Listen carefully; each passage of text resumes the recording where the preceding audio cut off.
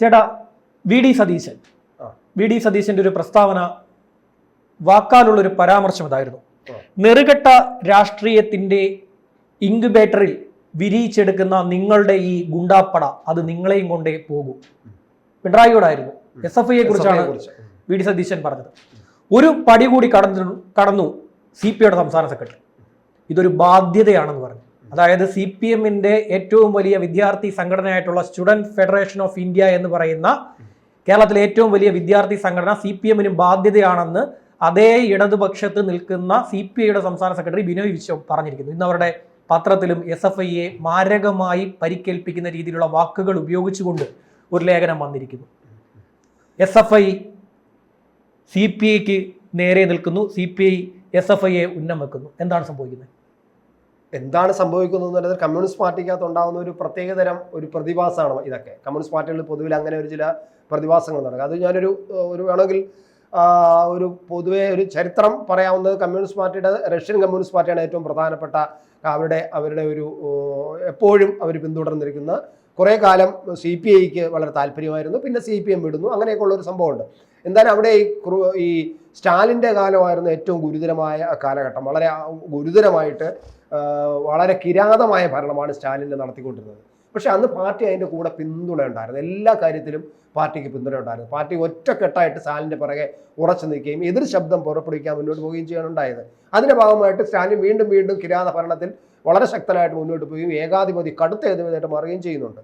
ഈ സ്റ്റാലിൻ മരിച്ചതിന് ശേഷം 1956 അവരുടെ ഒരു പാർട്ടി കോൺഗ്രസ് ചേർന്ന്, റഷ്യൻ കമ്മ്യൂണിസ്റ്റ് പാർട്ടിയുടെ, അവിടെ വെച്ചിട്ട് സ്റ്റാലിൻ്റെ പിൻഗാമിയായി വന്ന ക്രൂഷ്ചേവ് വളരെ ശക്തമായിട്ട് സ്റ്റാലിൻ ഭരണകാലത്തെ വിമർശിച്ചുകൊണ്ട് രംഗത്ത് വരുന്നു. സ്റ്റാലിൻ കാണിച്ച കിരാത ഭരണങ്ങളെ ഒന്നൊന്നായിട്ട് എണ്ണി പറഞ്ഞുകൊണ്ട് രംഗത്ത് വരുന്നുണ്ട്. എന്നിട്ട് അതിങ്ങനെ പാർട്ടി സമ്മേളനത്തിൽ വളരെ വികാരനിർഭരമായിട്ട് വളരെ ക്ഷോഭിച്ച് ചുവന്ന കണ്ണുകളോടുകൂടിയാണ് ക്രൂഷ്ചേവ് അത്തരം കാര്യങ്ങൾ അവതരിപ്പിച്ചത്.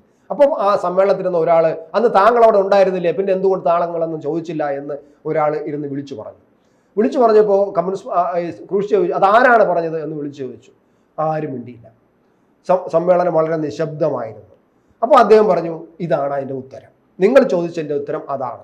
എന്തുകൊണ്ട് ഞാൻ അന്ന് പ്രതികരിച്ചില്ല എന്ന് ചോദിച്ചാൽ, ഞാനിപ്പം ആരാണെന്ന് ചോദിച്ചിട്ട് നിങ്ങളാരും പറഞ്ഞില്ലല്ലോ, നിങ്ങൾ ഭയമാണ്. അപ്പോൾ ഈ നേതാവിനെ നിങ്ങൾ ഭയക്കുന്നു എന്നുള്ളതാണ്. അപ്പോൾ അതാണ് അതിൻ്റെ ഒരു ചരിത്രം.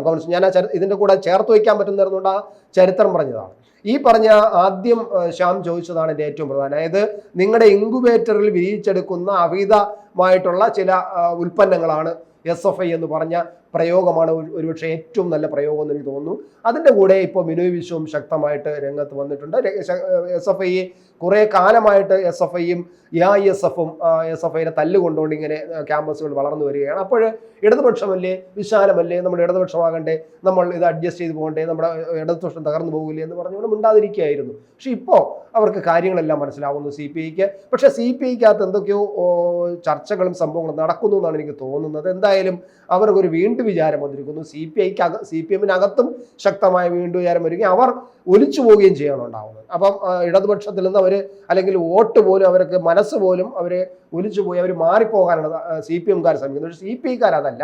CPIക്കാർ CPIയിൽ ഉറച്ചു നിന്നുകൊണ്ട് തന്നെ ഈ ഇടതുപക്ഷത്തിൽ നിന്നും മാറണോ വേണ്ടേ എന്നുള്ള ഒരു ചർച്ച ഉണ്ടാകും. മലപ്പുറം സമ്മേളനത്തിൽ കോൺഗ്രസിനൊപ്പം നിന്ന മുന്നണി സംവിധാനത്തിലെ മധുര സ്മരണകൾ മലപ്പുറം സമ്മേളനത്തിൽ CPI നേതാക്കൾ ഓർത്തെടുത്തു. സമ്മേളനത്തിലല്ല, മലപ്പുറത്തെ യോഗത്തിൽ.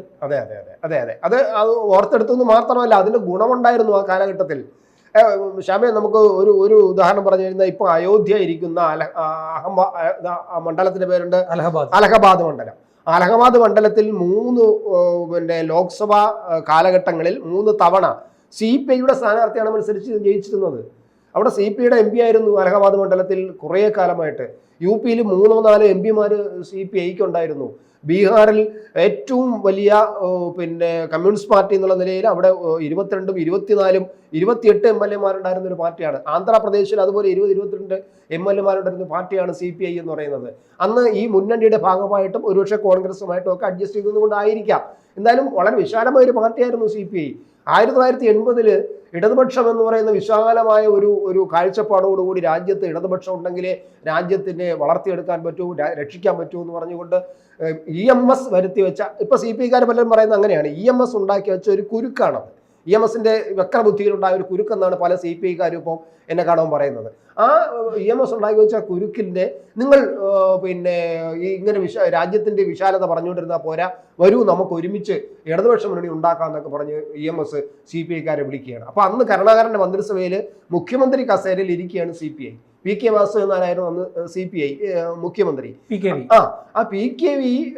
PKVയുടെ പറയുന്നു അവിടെ കസേരയിരുന്നുകൊണ്ട് നിങ്ങൾ വിശാല ഇടതുപക്ഷത്തെ കുറിച്ച് സംസാരിക്കേണ്ട, ഇറങ്ങി വരൂ, ധൈര്യമുണ്ടെങ്കിൽ നമുക്ക് ഇടതുപക്ഷം ഉണ്ടാക്കാം, രാജ്യത്തിന് വേണ്ടി നമുക്ക് പോരാടാമെന്ന് EMS പറയുകയും PKVയൊക്കെ പാർട്ടിയും CPIയും ആ അധികാരത്തിനെ അല്ലെങ്കിൽ മുഖ്യമന്ത്രി കസേരയെ വലിച്ചെറിഞ്ഞുകൊണ്ട് പിന്നെ ഇടതുപക്ഷത്തേക്ക് വരികയും ചെയ്യും. അതിനുശേഷം CPIയെ സംബന്ധിച്ചിടത്തോളം ഒന്നിനൊന്ന് കേരളത്തിൽ മാത്രമാണ് അഡ്ജസ്റ്റ് ചെയ്ത് നിൽക്കാൻ പറ്റുന്നത്. ബാക്കി എല്ലാ മണ്ഡലങ്ങളിലും, അതായത് പശ്ചിമ ബംഗാളിൽ പോലും CPIക്ക് നല്ല രീതിയിൽ മുന്നോട്ട് പോകാൻ കഴിഞ്ഞിട്ടില്ല. ആന്ധ്രാപ്രദേശിൽ തകർന്നു.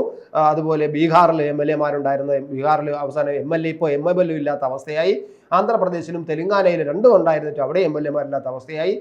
പിന്നെ അലഹാബാദ് അവിടുത്തെ MP 3 പ്രാവശ്യം CPI ജയിച്ചു വന്ന വളരെ പരിണതപ്രജ്ഞനായ വല്ല പ്രായമായ നല്ലൊരു കമ്മ്യൂണിസ്റ്റ് നേതാവ് അവസാനം അദ്ദേഹം പാർട്ടിയിൽ നിന്ന് പോയി വേറെ പാർട്ടിയിലോട്ട് ചേർന്നു.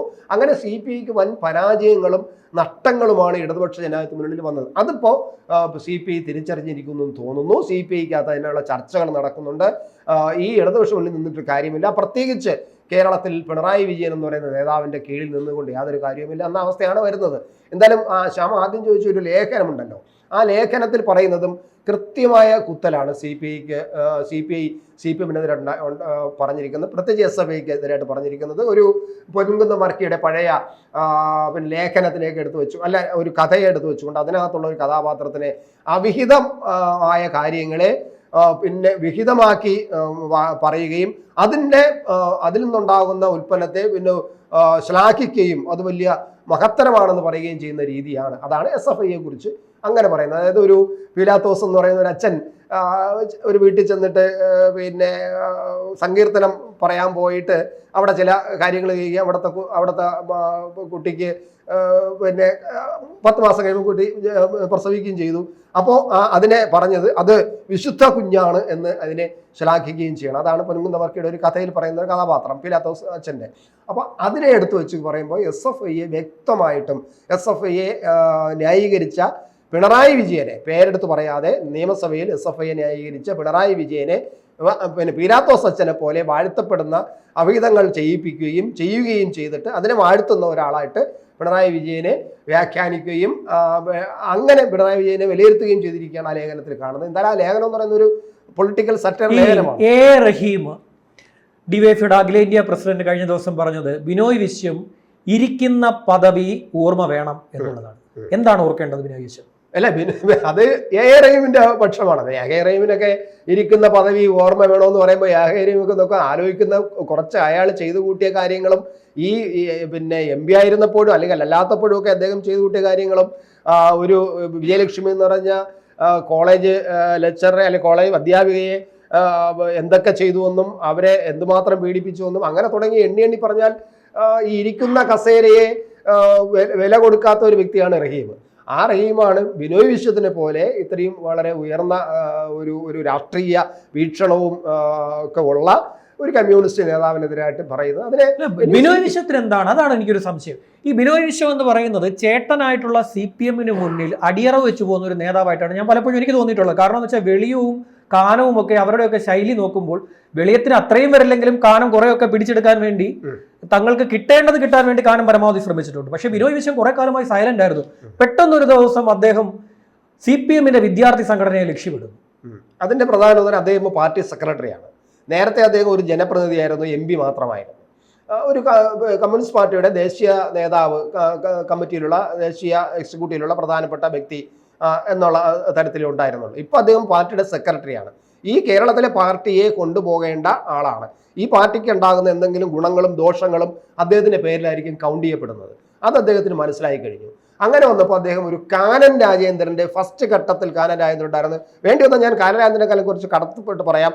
CK ചന്തപ്പനാവാനുള്ള ഒരു ശ്രമം CK ചന്ദ്രപ്പനാവാനുള്ള ചന്ദ്രപ്പനാണ് ഇവർ കണ്ട ഏറ്റവും നല്ല സംസ്ഥാന അതെ സെക്രട്ടറി. സംസ്ഥാന സെക്രട്ടറി, ഏറ്റവും നല്ലൊരു കമ്മ്യൂണിസ്റ്റ് ഏറ്റവും നേതാവ്, നല്ല നല്ല കമ്മ്യൂണിസ്റ്റ്. വീക്ഷണമുള്ള, നല്ല കാര്യങ്ങൾ പറയുന്ന, കാര്യങ്ങൾ തുറന്നു പറയാൻ കഴിയുന്ന, ഒരുപക്ഷെ വെളിയത്തിനേക്കാളും കുറച്ചും കൂടി പവർഫുൾ powerful ആയിട്ടുള്ള ആയ ഒരു മനുഷ്യൻ. നേതാവായിരുന്നു. CPM-ന് വരട്ടാൻ പറ്റാത്ത ഒരേ ഒരു സംസ്ഥാന സെക്രട്ടറി CPI-യുടെ എനിക്ക് തോന്നുന്നു കഴിഞ്ഞ അടുത്ത കാലത്തുണ്ടായിട്ടുള്ള CK ചന്ദ്രപ്പൻ മാത്രമാണ്. അപ്പൊ ഈ ഒരു CK ചന്ദ്രപ്പനാവണമെന്ന് ഒരുപക്ഷെ ബിനോയ് വിശ്വത്തിന് ആഗ്രഹം ഉണ്ടായിരിക്കും. ആ കാലഘട്ടത്തിലേക്ക് പാർട്ടിയെ കൊണ്ടുപോകണമെന്നും ആ CK ചന്ദ്രപ്പന്റെ കാലത്തേക്ക് പാർട്ടിയെ കൊണ്ടുപോയി പാർട്ടി അണികളെ ആ തരത്തിൽ കാലഘട്ടത്തിലെ ശക്തി ഇന്ന് CPI-ക്ക് ഉണ്ടോ? ഇല്ല. ചോർന്നില്ല പാർട്ടിക്കുണ്ട് ഇതെല്ലാം. കേട്ടോ, പാർട്ടിക്കുണ്ട്. പാർട്ടി കുറച്ചും കൂടെ നല്ല ശക്തമായിട്ടുണ്ട്. പാർട്ടിക്ക് കൂടുതൽ അംഗസംഖ്യയുണ്ട്. അതായത് MLA-മാരുണ്ട്, പഞ്ചായത്ത് അംഗങ്ങളുണ്ട്, പഞ്ചായത്ത് പ്രസിഡന്റുമാരുണ്ട്. MLA-മാരും അതായത് ജനപ്രതിനിധികളാണോ എന്നുള്ളതാണ്. അതായത് അവരാണ് ഒരു പാർട്ടിയുടെ ശക്തി, അണികളാണ് ഒരു പാർട്ടിയുടെ ശക്തി. അങ്ങനെ നോക്കുമ്പോൾ ഞാൻ നേരത്തെ കണ്ടിരുന്ന പല സ്ഥലങ്ങളിലും ഇപ്പോൾ CPI-യുടെ കൊടി പോലും കാണാറില്ല. അല്ല, അതുണ്ട്. അത് പ്രധാനമായിട്ടും ഈ ഇടതുപക്ഷത്തിൽ നിൽക്കുകയും ഇടതുപക്ഷത്തിന്റെ ഈ പ്രത്യേകിച്ച് പിണറായി വിജയന്റെ കീഴിൽ ഇങ്ങനെ മിണ്ടാപ്രാണിയായിട്ട് നിൽക്കുകയും ചെയ്യുന്നതിന്റെ ഒരു എതിർപ്പ് CPI അണികളിൽ ധാരാളമുണ്ട്. ചെറുതല്ല, വളരെ ധാരാളമുണ്ട്. അതിന്റെ ഭാഗമായിട്ട് സംഭവിക്കുന്നതാണ്. പക്ഷേ പാർട്ടിയെ സംബന്ധിച്ചിടത്തോളം പാർട്ടി ഇപ്പോഴും ഒരു പാർലമെന്ററി ജനാധിപത്യം അംഗീകരിച്ചിരിക്കുന്ന സ്ഥിതിക്ക് ഒരു പാർട്ടി നമ്മൾ വിലയിരുത്തുന്നത് എത്ര സീറ്റുണ്ട്, എത്ര മെമ്പർമാരുണ്ട്, എത്ര പഞ്ചായത്ത് പ്രസിഡന്റ്, ഇത് കണക്കാക്കിയാണ്. അപ്പോൾ അതുണ്ട് എന്ന് പറയാം. പക്ഷേ ഈ CPI-യെ സംബന്ധിച്ച് നമ്മൾ മറു സൈഡ് പറയുകയാണെങ്കിൽ CPI-യെ സംബന്ധിച്ചിടത്തോളം ഇന്ത്യൻ രാഷ്ട്രീയത്തിൽ വളരെയധികം പ്രശ്നങ്ങൾ നേരിടാൻ പോകുന്ന ഒരു പാർട്ടിയായിരിക്കും CPM-നെക്കാളും. CPM ഇങ്ങനെയൊക്കെ അതും ഇതൊക്കെ പറഞ്ഞിട്ടുണ്ടെങ്കിലും ഈ പണമൊക്കെ ഉണ്ടാക്കിയ ആൾക്കാരെ കുറെ പണിയൊക്കെ ഒപ്പിച്ചു കൊടുത്തു, അങ്ങനെ കുറെ ആശ്രിതരുണ്ട്. അവർക്ക് CPM-ന് ഇപ്പോൾ അണികളില്ല, അതറിയാമല്ലോ ശ്യാമിന്. അവർക്ക് ആശ്രിതരേ ഉള്ളൂ. അവരുടെ കീഴിൽ ഇപ്പോൾ അണികളെന്ന് പറയുന്ന സാധനം, നമ്മൾ കമ്മ്യൂണിസ്റ്റ് പാർട്ടി അണികളെന്ന് പറഞ്ഞാൽ നമ്മൾ മനസ്സിലാക്കി വെച്ചിരിക്കുന്നത്, നമ്മൾ കണ്ടിട്ടുള്ളതും ഒരു അണികളാണ്. അവർ ആ പാർട്ടിക്ക് വേണ്ടി നിൽക്കുന്നവരാണ്. അത് പാർട്ടി അണികളെന്ന് പറയും. പക്ഷേ CPM-ന് ഇപ്പം അണികളില്ല. അവിടെ ഉള്ളത് ഇപ്പം വെറും ആശ്രിതരാണ്. ഏതെങ്കിലും തരത്തിൽ പാർട്ടിയെ ആശ്രയിക്കേണ്ടി വരുന്നവർ മാത്രമാണ് ഇപ്പോൾ പാർട്ടിക്ക് വേണ്ടിയിട്ട് സിന്താ വിളിക്കാൻ പോകുന്നതും കൊടി പിടിക്കാൻ പോകുന്നതും ഒക്കെ ചെയ്യുന്നത്. ഇല്ലെങ്കിൽ കിട്ടിക്കൊണ്ടിരിക്കുന്ന ആനുകൂല്യം കിട്ടൂല എന്ന് ഭയന്നുകൊണ്ട് തൊഴിലുറപ്പ് തൊഴിലാളികൾ, കുടുംബശ്രീ പെട്ടവർ, ഇവരെല്ലാം ഒരു തരത്തിൽ പറഞ്ഞാൽ ഒരു ആശ്രിതരാണ്. CPM ഒരു എംപ്ലോയർ ആണ്. കുറച്ച് ജോലി കൊടുക്കുന്നു. ആ ജോലി കൊടുക്കുന്നവർ പാർട്ടിക്ക് വേണ്ടി കൊടി പിടിക്കുന്നു എന്നാണ് ഞാൻ ചോദിക്കുന്നത്. കുറെ കാലമായിട്ട് ചേട്ടൻ ഒരു ദീർഘകാലമായി ഈ CPI ശ്രദ്ധിക്കുന്ന ഒരാളാണ്, പാർട്ടിയെ നന്നായി അറിയാവുന്നതാണ്. ഈ CPI മുന്നണി മാറ്റം ഉണ്ടാകുമോ? എനിക്ക് സംശയമാണ്. അങ്ങനെ മുന്നണി മാറ്റം ഉണ്ടായാൽ ആ പാർട്ടിക്ക് ഗുണമുണ്ടാവുമെന്ന് എനിക്കറിയില്ല. കാരണം ഇപ്പോൾ 2ാം സ്ഥാനത്ത് നിൽക്കുന്ന കക്ഷിയാണ് CPI. 2ാം സ്ഥാനത്തുകാരനാണ്. ഈ 2ാം സ്ഥാനംകാരൻ 4ാം സ്ഥാനമാവാൻ ആഗ്രഹിക്കുമോ? നമ്മൾ 2ാം സ്ഥാനം 1ാം സ്ഥാനം ആവാനാണ് നമ്മൾ എപ്പോഴും ആഗ്രഹിക്കൂ.